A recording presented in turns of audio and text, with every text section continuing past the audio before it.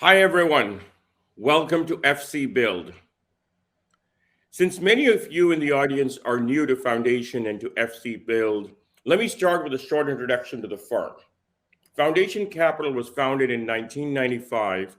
We're an early stage venture capital firm with more than 30 IPOs to our credit. We have two main investment areas, fintech and enterprise. In our enterprise practice, we invest all across the enterprise stack, from applications to dev tools to machine learning infrastructure, security, down to sort of data center infrastructure. We primarily lead seeds and Series A's, usually before a company has any revenues or even a product. Our goal is to invest in extraordinary entrepreneurs and dreamers and help them realize their extraordinary dreams. And if that describes you, then please get connected with me or one of my partners whom you will meet across the next 2 days. But with that, let's turn to Ali Ghodsi, who's our first opening keynote of the day. I'm really excited to welcome Ali, who's the co-founder and CEO of Databricks, where I'm a seed investor. Ali co-founded Databricks along with Jan Stoica and Matej Zaharia, coming out of the AMP lab in Berkeley in 2013. He initially led product and engineering and became the CEO in 2016. Databricks was recently reported to have led a round at 38 billion. And so from a seed project in 2013 to 38 billion is quite an achievement. Ali was also our speaker at the last FC Build last year, and he's back by popular demand. Ali, welcome to Foundation Capital's FC Build 2021 edition. Thank you so much, Asher. Super excited to be here. Well, thank you for joining us. Can you start perhaps, and this is a little bit of repeat from last year, share the founding story of Spark and Databricks? Yeah, look, it's kind of the journey we've been on is kind of the same all along. Like nothing has really changed for the last 10, 11 or 12 years. It kind of all started around 2008, 2009. Now, Turing Award winner Dave Patterson was one of the big professors in the lab. And he said, look, computers are not getting any faster. And we've hit this Moore's wall. And from now on, we'll have to kind of figure out the new computer. And the new computer is the data center. And so that kind of initiated a bunch of research at UC Berkeley among us that we have this new computer, the data center, data center or the cloud, and we have to build all this software again from scratch for this new computer. And we got to see kind of what the Silicon Valley tech companies at the time were doing. Facebook, Google, Uber was starting at the time. Twitter was sort of in the early days. And actually you could see it. So Twitter had this one giant computer that had massive amounts of RAM, a little bit less than a terabyte. And that one giant computer would process all the tweets in the world. So it was just one computer for all the tweet processing, right? Unheard of. But it was around that cusp that they were saying, we can't do this anymore. We pretty much have to go distributed and start using clusters, the cloud, and so on. So we were sort of just seeing what these four tech companies were doing, and we wanted to democratize that. We were big fans of open source. So we said, what if we open source some technology that can help you do big data processing, distributed in these new data centers? And that was sort of the beginning of it. And the first project we did was actually called Mesos, which then was used by Twitter for all of their sort of processing of tweets. I think they still use it today. Second project that came out of it was Spark, which then was the foundation of kind of Databricks. So it really was, how do we democratize data, analytics, machine learning to all these enterprises? How do we give the, classic large enterprises that have been around 50 years, the same software stack as a Facebook or a Twitter? That was our initial take. And we were naive at the time. We thought this open source software, people will download it and it will take over the world, but that didn't quite happen. So what did happen? Well, we were going around and talking to these companies saying, look, please adopt our technology. At the time, Hadoop was all the rage. Yep. It's almost, completely forgotten now, but I think 2012 was the largest investment, second largest investment ever was in, I think, Cloudera. Number one largest investment was in Uber. $700 million or so had been invested in this Hadoop company. And people didn't want to hear it. They didn't want to hear about Spark. They didn't want to hear about machine learning. Machine learning was niche. It wasn't a big thing. Believe it or not, I think it's hard to believe now.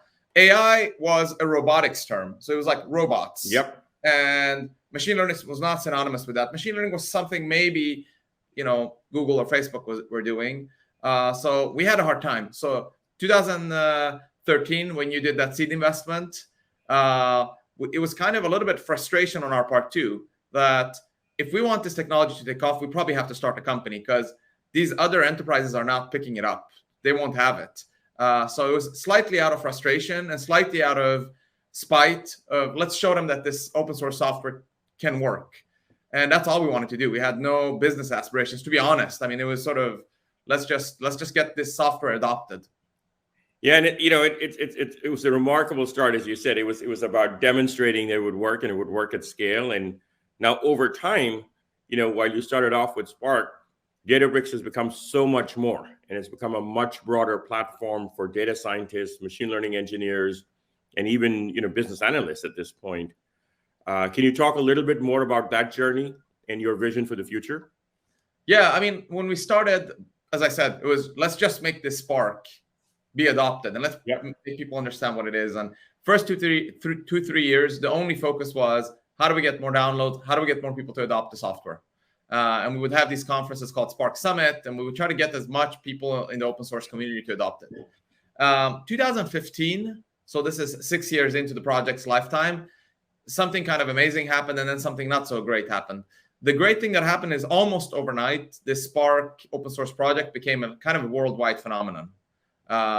It was sort of the business press, all these enterprises that had rejected it suddenly that year started talking about that they love it, it's amazing, it's great, it's fantastic.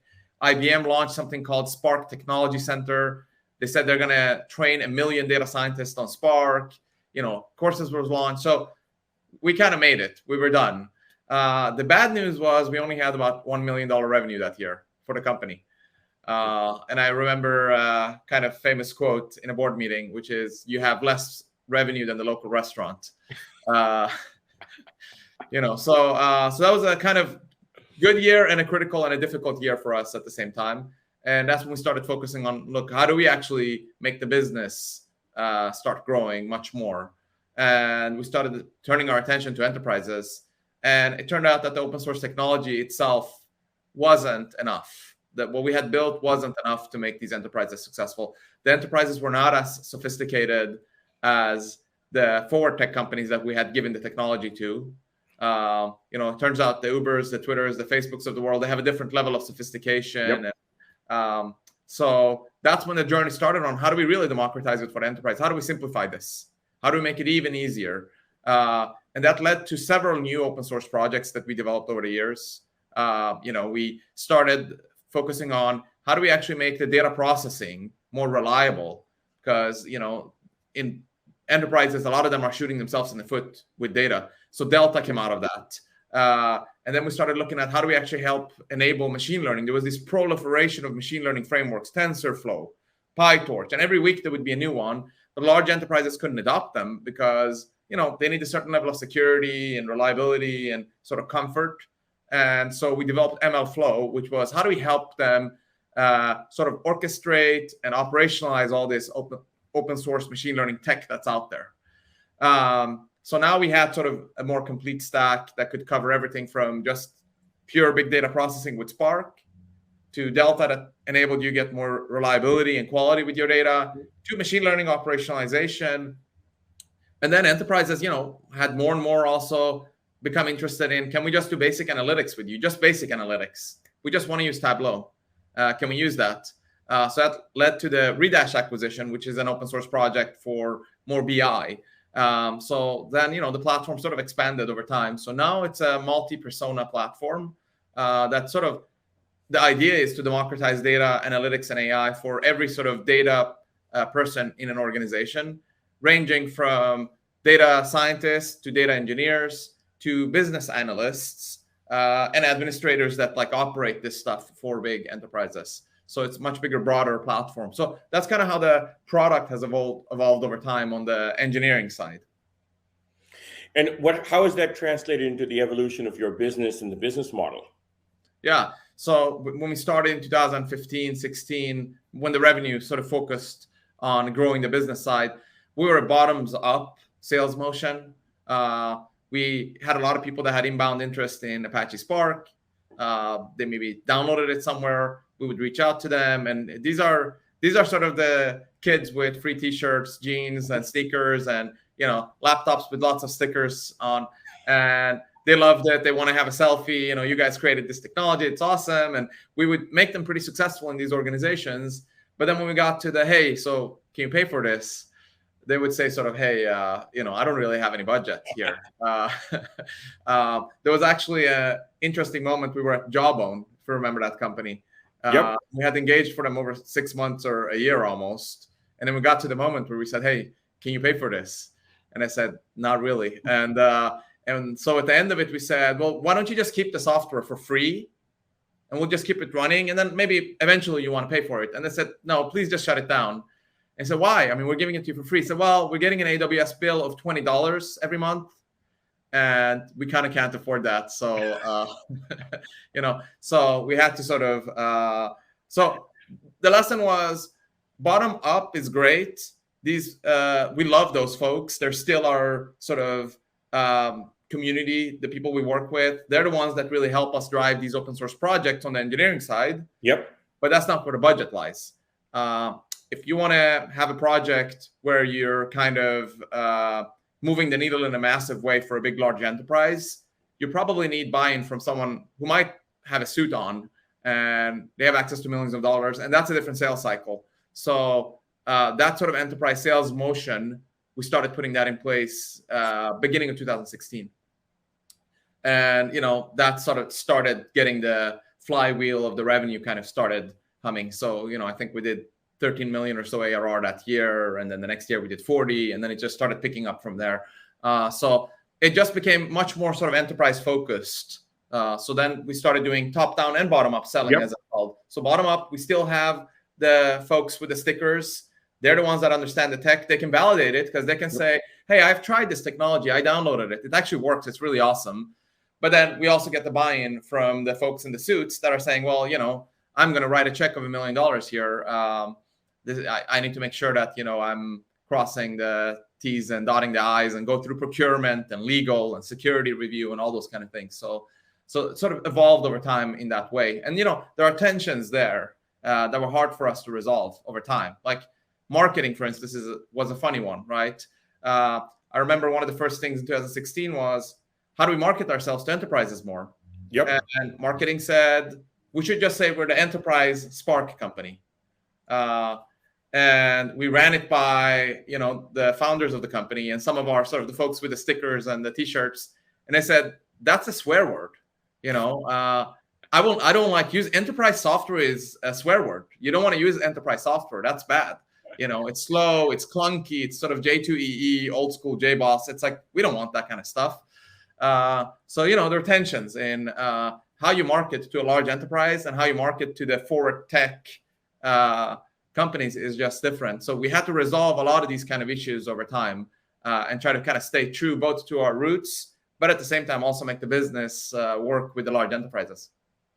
No, it is a very tough tension. In fact, I was at a board meeting just yesterday, and the head of sales was complaining this company doesn't have enough of a sales culture. Its company's doing really well, worth many billions of dollars, but it's an engineering centric company, and the transition to quote unquote a sales culture is a hard transition for the company to make.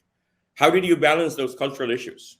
Because you're still a very engineering centric organization in some ways, but you serve large enterprises, and I suspect at least half the company in some shape or form is on the go-to-market side.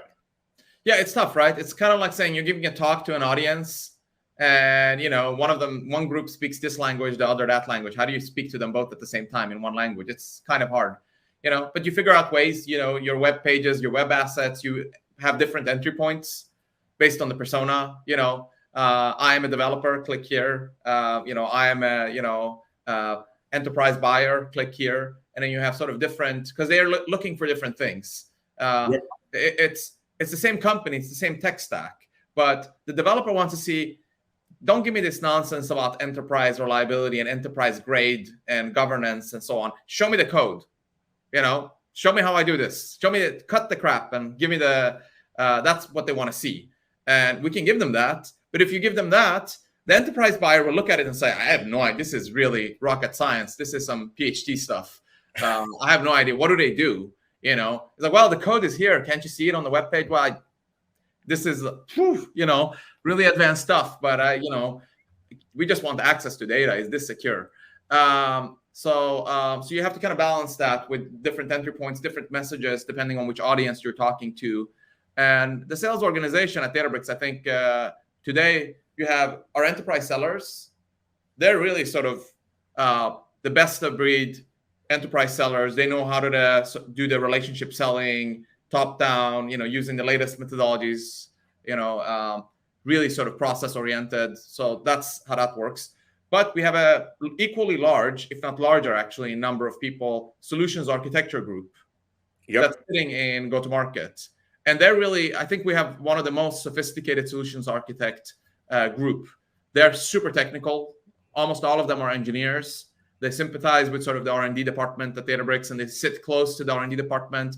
And those folks can do the hands-on coding. So that's a little bit different. In many enterprise software companies, you find a salesperson, and they have an SE, a sales engineer, who maybe can do a demo, at best. Yeah. Right? But we have sort of hands-on, really sort of technical solutions architects folks that can help. So we balance that also. So there's like a pair always in every account. So the AE can handle the execs, and the SA can handle the people that are hands-on and want to actually make this stuff work. So and you've ended up having, it sounds like at least a one-to-one. For every AE, you have at least one solutions architect in the company. Yeah, I'll be honest, in a really larger accounts, it might be even more than that, because, it's making machine learning work for a use case. Take some of our use cases, right? You can apply for a credit card on your app, on your phone for Apple credit card. This goes to Databricks. You'll have it approved in less than an hour, and you can start buying stuff on it on your phone, even though you don't have the physical card. That all goes through Databricks. Getting a use case like that landed, is non-trivial. You can use your remote control on a Comcast a remote and press the voice button, and you can speak to it, right? You can say, go to this channel, or what's the weather today? And that goes through the cloud, gets actuated, machine learning, and then eventually you see that on your TV. That goes through Databricks, right? All these use cases are non-trivial to land end to end. So it's a technical sale. Actually, I want to build on this. It's a very technical sale. I think you've really, as you said, innovated on the approach, having more solutions architects versus a traditional SE, with solution architects being much more technical than is normal in a traditional sales process. Can you talk about some of the other lessons you've learned on the GTM side, especially as an engineer, who didn't grow up as a sales rep? It must have been quite the transition.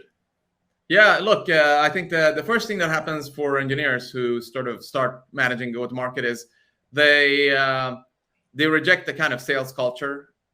So you have to get over that very, very quickly. Sales is a very competitive field.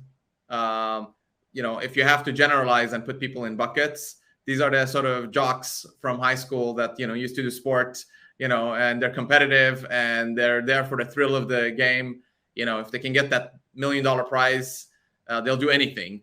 And you want that. That's great. And that's a different culture. It is a much more competitive, target-oriented, short-term focused sort of culture. You have to embrace that. I think that's great. If you want that, if you want a great enterprise sales team, you want them to be highly competitive. You want them to be hungry, and you want it a little bit to be like a military camp, or sort of, early schedule, do your, outbound calls, follow the process, med pick, Bant, whatever it is, down to the T, get that forecasting discipline in place. So you got to embrace that culture. If you're just looking for someone that's like you, that you really, this is a sales guy I like, you're probably off. You're probably hiring an engineer. And remember, the engineers, they were the ones that were trying to sell to Jawbone and couldn't even get $20 a month out of it. So it really can do wonders. These folks that you might think are different, they actually can They can take a account that's producing $100,000 a year and turn it into a $20 million account. So you want to embrace that. That's one. But second, you have to really I wouldn't try to innovate too much on the compensation philosophies. They're compensated differently, and you want the compensation plans in early enterprise software. So early enterprise software is different from really large, a Microsoft or in early stage companies, you kind of want the really, really good enterprise sellers, the ones that are really hungry. And they're there really for the thrill of can I make $1 million this year? That gets harder as the company gets bigger oftentimes. So the early stages, you want the sort of comp plans that kind of enables you to make $1 million essentially. Yeah. And untapped upside. So the way I think about it is here in the United States, you want basically a good sales rep wants to make $500,000, but they want to have a shot at the $1 million, and you want to enable that. And I think that goes against the DNA of many founders of saying, what? My engineers are making a fraction of that. Why should this guy who doesn't even understand the tech deeply make $1 million? But that's the key to success. So you have to kind of enable them do that. And then you have to make sure that you're enabling them. That's another thing. Enablement is hard, right? How do you make sure that the sellers really know how to sort of pitch your product and get it sold in a repeatable manner? I think that's probably one of the biggest challenges, because you'll have the early folks, the technical folks in the company who are really the best sellers in the organization in the early days. How do you transfer that so that it becomes a repeatable sale? I joke kind of, you want a guy out of Texas or a gal out of Texas selling your software who might not love your company. They might only be there for a year or two, and they want to maybe have a shot at making $1 million, and they're paying half attention to your pitch. You want them to be able to, without you in the room, to go sell your software and bring back, several $1 million contracts. When you crack the code on that, now you have repeatability in the go-to-market. So Ali, that is exactly the goal that most companies aspire to. Any advice on how to get there? What are some of the things you did to get there, and what are some of the mistakes you made along the way? Yeah, look, systems thinking is important. So what do I mean by systems thinking? In the early days, you kind of have this, don't pitch it that way. Let me get out of my way. Let me show you how it's done. And then you do it yourself, and you jump in on every account, and you try to, these people are screwing up this deal. Let me jump in and show them how it's done. But that's the wrong thinking. It's systems thinking. So how do you create enablement? How do you have an enablement function in the organization with teachers that are certifying the sellers on how to pitch? You're not allowed to be in the room. You're not allowed to tell them how to do it. You have teachers, they have to know how to sell. So think of it that way. So what do you want those teachers to teach your salespeople? What should they certify them on? What are the quizzes? Think of it almost as a little university degree that you want to certify your sellers on twice a year. So twice a year, they go to university and they get a certificate that they know how to sell your software. What would that university look like? How would you design that university? People don't think of it that way. People think of it as like, we need to tweak this, or we need to tweak our web page, or we should call it Enterprise Spark, or we should call it this and that. It's not that. How is your university program going? Think of it more like that. Then you have a scalable factory where the university can train 100 sellers or 1,000 sellers, and the sellers simply have to pass and get their degree. And if they don't get their degree, they're not allowed to sell. It's amazing how you phrase that. I had this conversation with one of my CEOs just a couple of weeks ago, and he was super excited how and this is a company that's doing more than 10 million in revenues, how he's involved in every single deal. And at some point I sort of nicely, or maybe not so nicely, had to say, I think that's a problem. That's not a feature. That is a bug here. And the fact that you're getting into every single deal means something's not working. And it was a hard discussion. But that's exactly what you're alluding to, which is, you have to get out of the way, and you have to enable the rest of the company and the organization to be able to sell without you. Yeah. Look, in the early phase, of course, first you have to crack the code yourself. Yeah. Absolutely. Can you sell this software at all? Can anyone sell this software? But as soon as you crack the code on that, which should be in the very early product market fit sort of phase, now you want to scale it. As soon as you got the repeatability, you want to repeat this. You want to scale it out. You want to scale it out, and eventually you want to scale it to Europe and Asia, or whichever order you expand your operations in. Maybe you start in a different order. Then you have to start thinking about a factory. So, oftentimes I'll see an attitude from founders or CEOs that say, oh, the sales side, they're such idiots. They don't know how to do this. No, you're the idiot. You're designing the company. You should organize it such that you can train and enable people so that they can do this. So systems thinking. How do you build the factory? If you had only 1 year and then you have to leave the company and you want it to sustain itself without you there, how do you build a company that way? Makes a ton of sense. Ali, I want to come back to sort of Databricks' broader sort of vision and strategy. You talked a little bit about the journey so far. Can you talk a little bit about sort of your go-forward plans?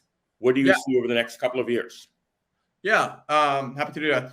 Look, so in some sense, think of it this way. Google is not really a search or an ads company. It's really a data analytics and AI company in the following sense. If Google had no AI or machine learning at all these years, you'd probably be using Alta Vista right now, right? Yeah. So same thing with Twitter. If Twitter didn't have their algorithmic feed with machine learning behind the scenes and so on, probably we would not be using it. It wouldn't be a big deal whether presidents are using it or not and who's tweeting what. So these companies really sort of disrupted their markets with data analytics and AI. How do we enable every company on the planet to do that?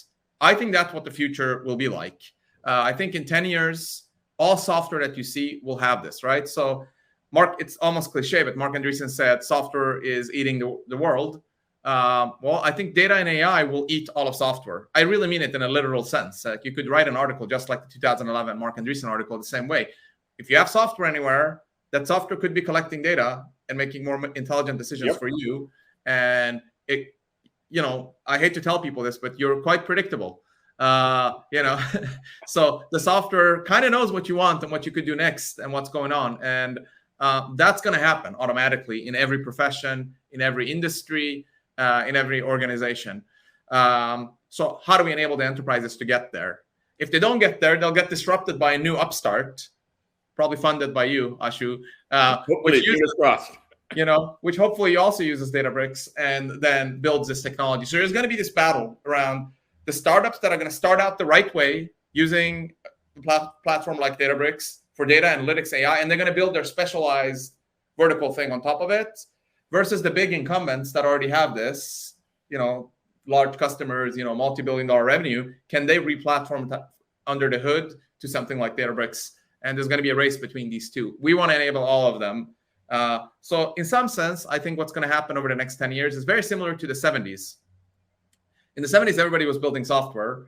And the software, they were building things, they were laying out data on disk, and they were reorganizing the information that the application had. And then Larry Ellison showed up and said, hey, here's a black box database. It's actually pretty advanced, and it's a pretty technical sale, by the way. Yeah. It has asset transactions and, relational models and COD and whatnot.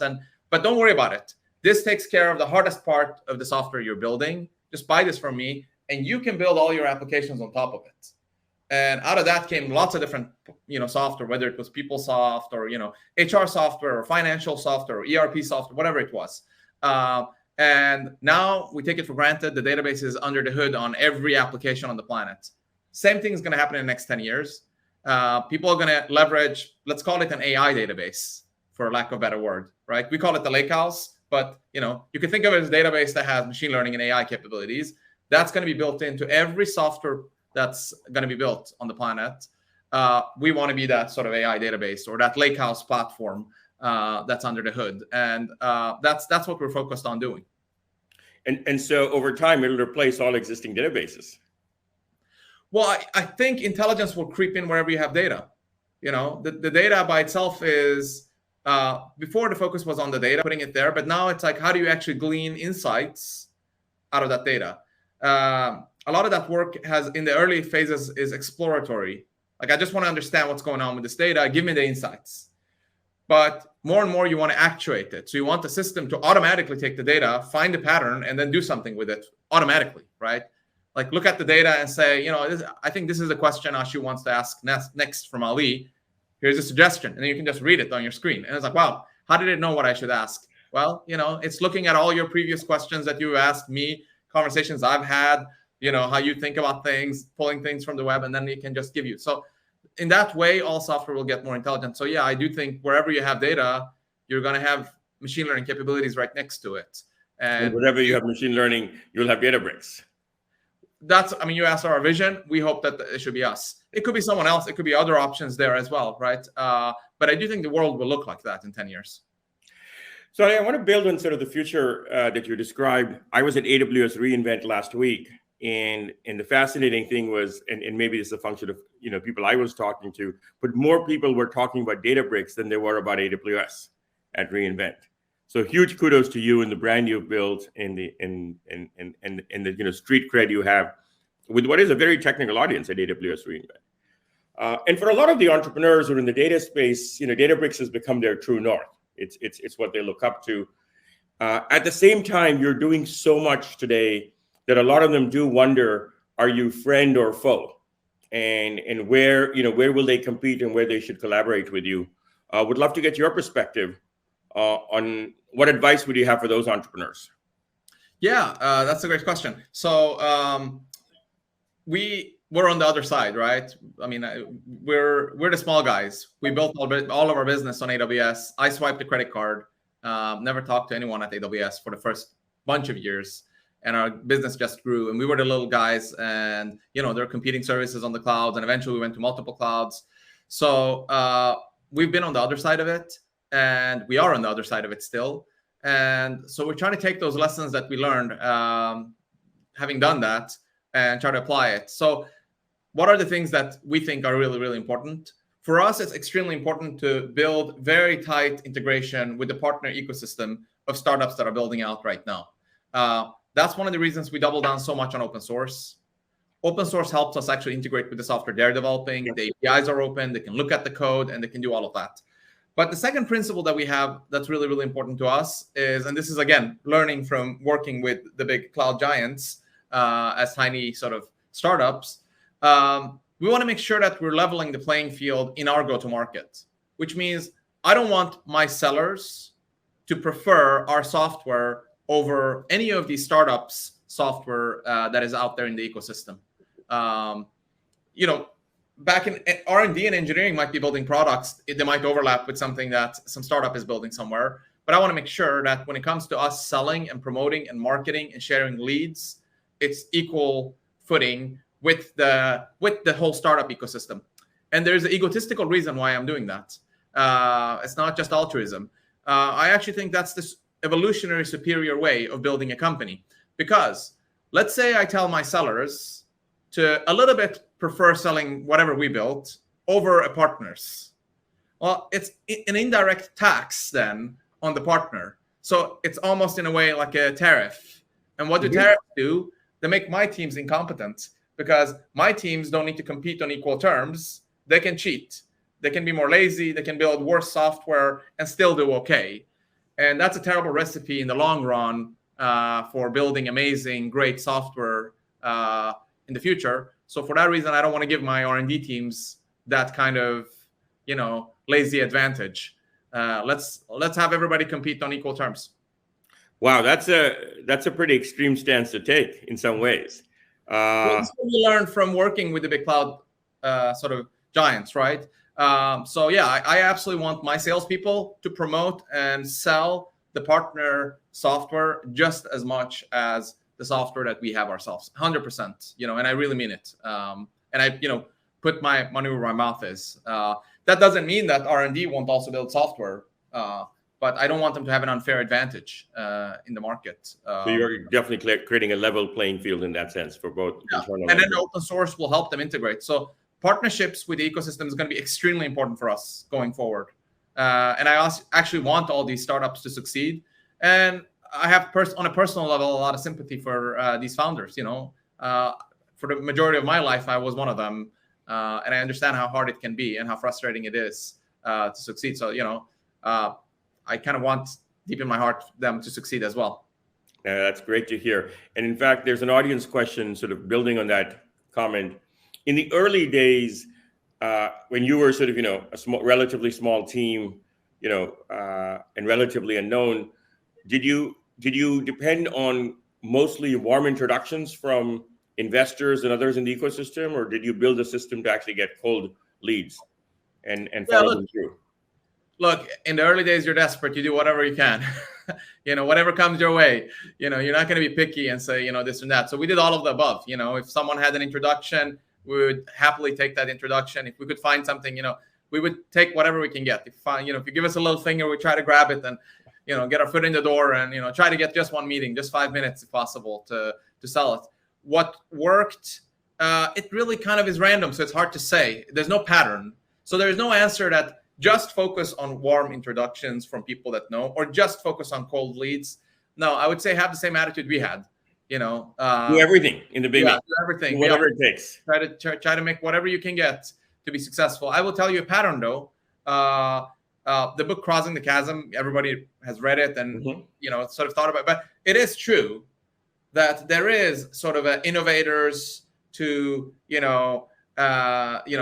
innovators going over to sort of early adopters, to early majority, to late majority, to laggards. That journey of the product is true. So if you're straight up starting a company today and you're going after the laggards, you're going after a very entrenched, big, old school, and you're trying to sell to them, going to be much, much, much harder. You better have something that's really revolutionary because there's so many barriers you have to cut through. The barrier to entry at those large companies is really hard. You're better off if you start focusing on selling to startups. The startups don't have massive security requirements and lots of red tape and procurement. And, that guy with a T-shirt, that gal with a T-shirt and a sticker might even actually swipe their credit card and give you $30,000. Start that way and get the product market fit and get the flywheel going. They'll hopefully, once you have that scale, you can start moving up to the enterprise. Many companies did that journey that way. Salesforce was built that way. Absolutely. Dropbox was built that way, and so on. So I think that's a little bit easier than saying we're going to crack the code directly to sell to JPMC from day one. Makes a ton of sense. We got another audience question that I'll build on sort of what you just said. As you're building out your sales organization, very often you have to make a choice between someone who has a lot of industry experience versus somebody who doesn't have industry experience but is a better salesperson. I mean, if the sales skills are equal, then it's an easy decision. But if you have someone who's a weaker salesperson with deep industry experience versus a sales athlete that doesn't know your industry, how should a founder go about making that decision? Yeah, look, it's not black and white, these things, and it's nuanced. So it's hard to just take what I'm saying and just make a theorem out of it. But generally speaking, I would go for the athlete that knows sales really, really well. You should know your industry. Back to what I said earlier, you should be able to teach them. You should be a university where you teach them what your technology does. You anyway have to do that over time. The next 10 sellers, what are you going to do with the next 10 sellers? And the next 20, 30, 40, 100, 1,000 sellers? They have to be trained, and they're not going to be from your industry. How do you take a generic great athlete and teach them your software and teach them to sell that? That's the code you have to crack anyway. So my advice would be get an amazing seller and then teach them your technology. And if it's your first salesperson, you're going to be in the room anyway, and you're going to be on that deal. But eventually you have to learn to get out of that room and let them do it themselves. Some caveats to what I just said. There are different types of athletes. Not all sports are the same. Okay. So, you might have a very great, amazing salesperson, but they were focused on mid-market SMB business. How you sell Tableau or Alteryx, these are sort of repetitive, much more high velocity, small transactions. Like the Tableau license costs a couple of $1,000, an Alteryx license costs a few $1,000s, and so on and so forth. That's a different kind of sell where you want to get that flywheel going, selling a lot of those, and then eventually upselling a big server. That's different from how you sell in SAP, where you might say, "Hey, Ashu, I'm going to sell you this ERP system. It's going to take 5 years to install it. You're not going to be able to rip it out ever, but it's the greatest investment in your life." That's a different sales cycle, right? So you want to think about which seller, but should they know your business and be technical and understand your product? No. Got it. One of the other questions that just came up was, building on the vision that you described about sort of being the underlying AI database, for almost every use case and application, because all software will become AI enabled or AI first software. How do you think about customizing your product to particular use cases or verticals as against having something that is more horizontal and cuts across industries? Yeah, I mean, our focus is mostly a horizontal platform. And that's why I'm back to the sort of partnerships and why we are partner friendly and why we want these startups to succeed. We can't build all those verticals on top of us. We can't specialize on all of those. So we really want to make sure that they can come and build that on top of Databricks. They'll have the know-how. No platform company can sort of perfectly verticalize and build all the apps on top of it. That's just never happened before. Like, iPhone doesn't own all the great software you use on it, right? Windows didn't own all the software that was built on top of it. Linux doesn't have all the. So there's always going to be an ecosystem on top of it. And you want to have this sort of evolutionary kind of what I said mechanism where you let lots of apps, thousands of them flourish and let the best one win on top of your platform instead of you trying to win in each of them. So that's how we see it. We'd much rather have the partners build that on top of Databricks rather than us verticalizing. That's a separate topic from how we sell. We, of course, sell in a verticalized fashion. Yep. That's a different story. That has to do with our salespeople are focused on a vertical. So our sellers that are in the financial vertical, at a certain scale, you make this transition into vertical sales. It's not relevant if you're an early startup. To do that, you need to have certain critical mass of sellers so that otherwise you can't really get geographic coverage and vertical coverage at the same time. So you need a certain number of sellers so that you can just say, hey, here's a group of sellers. They only sell to financial industry in New York. And so that is happening at Databricks. But our software on top of it, it's a horizontal platform. Makes a ton of sense. We're getting one other audience question around your advice for hiring salespeople. The notion of hire an athlete and train them on the industry specifics. Would you have the same advice for engineering hires, or do you think about engineering hiring very differently? Yeah, I think engineering hiring is different. The goal of sales is really sort of, if you're doing enterprise sales, really what you're trying to do is you're trying to navigate really large, complex organizations and their hierarchies and try to get buy-in and try to sort of get a message through a large organization, which is largely a little bit confused, a little bit at odds with each other, where there's a lot of this kind of like lots of people, diffused responsibility. You want to crack the code of that organization. A great seller knows how to do that. They use techniques to be able to crack the code of the organization that they're selling to. What they're selling, you can have someone technical, that an SA or an SE that can do that. So that's why I'm saying I want the person that have that skill set to do that kind of relationship selling and working the hierarchy and the sales process and all of that. Engineering is a very specialized art in what you are building. A back-end engineer is going to be different from a front-end engineer. A performance engineer is going to be different from. So there, I would say it depends on what you're building. On the engineering side, it's actually a little bit easier to hire people, I think, or to qualify if someone is good or not. If they're actually writing code, have them write code before you hire them and make sure that they're really, really good. Yeah. Right? Just have them do the job. They can do that. And if they don't have time, then don't have them work, join your company. So you can actually test them on writing codes, look at their code. There's, of course, behavioral stuff you need to check, and maybe there's technical documentation and so on. You can have them write that as well. But I think it's pretty separate. And I think many problems come from people who are good at hiring one type to try to apply it to the other, and it doesn't always transfer. It doesn't translate. Absolutely. There's a question, and you may not be comfortable answering this, but I'll ask the question. There's a question that is much more specific about your partnership with Confluent. Mm-hmm. And it's in the context of the broader conversation around partnerships. How do you see the Confluent partnership as you look ahead? Is that an important part? Yeah, we partner with them. I'm excited about it. I talked to Jay last week about this, the CEO. I think we should partner more closely even, and I think we can have a great outcome for both companies. Understanding that is pretty simple. We see a lot of Kafka sources come into our Lakehouse, into Delta, into our machine learning workloads, into our data processing Delta workloads. And they see a lot of Spark on top of Kafka, and they see a lot of Delta and Lakehouse use cases on top of it. So we're complementary in that sense. Now, any data company that's super successful will start growing, and eventually there's going to be a little bit of overlapping boundaries, but I think it's negligible. Like the core businesses are the core businesses, and I think they're very complementary. So, we're partners, and I hope that we can partner even closer in the future. Absolutely. And, we're about to wrap up, but it's hard for me to wrap up given that we started talking about competitors and partners and Confluent. You've been in, you've been in the press, or the company's been in the press with a lot of controversy with Snowflake around competitive benchmarking, and it reminded me of the 90s all over again. Would you care to comment on that? Sure, happy to. Look, so that brings us to this lakehouse concept, right? We believe in this sort of open architecture where you store all your data in an open format, one copy of it in a data lake, okay?